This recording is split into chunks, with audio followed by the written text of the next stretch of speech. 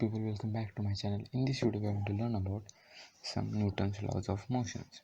So there are actually three statements describing the relation between the forces acting on the bodies.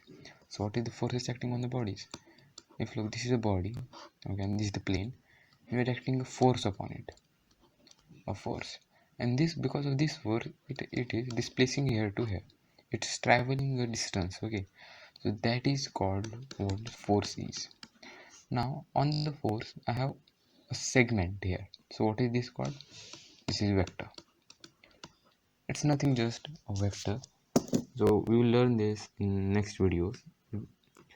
First thing first, that is nothing too hard. Okay, so now we are going to see the second law of motion. So what is the second law of motion is actually the first law. Right now we have seen, okay, so this is the first law of motion. So what is it? First law is also the law of inertia. So let's see what is the first law of motion says, or you can call it Newton's first law of motion. If an object is in motion, it remains in motion. If an object is in rest, it remains in rest. So let's see what this statement means. So this is a straight plane. This is not straight, but this is an body. Okay. If there is nothing force applying on it, so it is going on, going on, going on. Okay, and it doesn't stop. It has two tires and it's going on straight. It doesn't stop until an external force is applied. If we apply brake, that is an external force, right? So no external force is applied. Now this is the body, it is at rest. It will not move until and unless and force is applied on it. That force can be anything. That doesn't mean the force must be from the hand. That must be the air force. Air force means the force that is produced by the wind. There is nothing like that. So when I say the second law of motion, remember always one thing, okay? The second law of motion is the most complicated law of motion I have ever seen. It's not hard, but it's just complicated. Okay, the second law of motion states that only that F is equals to mass into acceleration. That we already know, that F is equals to mass into acceleration. This statement proves that a force can produce on the motion of a body. It states that the time rate of change of the momentum of the body is equal to the both magnitude and direction. So first thing, the force is a vector quantity. It has direction, it has magnitude, both.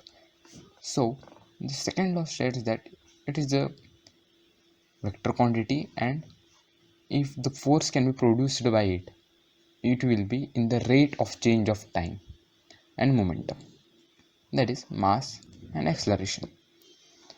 So we are going to see the derivation of this, the application of second law, in some other video, and we'll see that. For that you have to subscribe to this channel. So let's just see what is the third law says. Third law is the most basic and simple law I've ever seen in my entire life in physics. This is so easy. So it states that when the two bodies interact, they apply forces to one another that are equal to the magnitude and the opposite in the direction. It is known as laws of motion. What it wanted to say is that if this is my fist, okay, my drawing is not that good, this is my fist and this is wall, I'm punching on it so hard. So what happens is, if I punch on the wall so hard, it hurts the wall also, and my hand feels more pain in the wall, because the wall is a non-living thing and my hand is a living thing. That is what it is. So if we take an example of cricket or baseball, a ball comes to your bat and we hit it so hard, so the ball hits the bat and goes in the opposite direction. So that's what it is trying to explain here, this law. So if you want all these templates, just check out the description. There are links to these templates on my website. So Goodbye guys. In the next video we are going to see the application of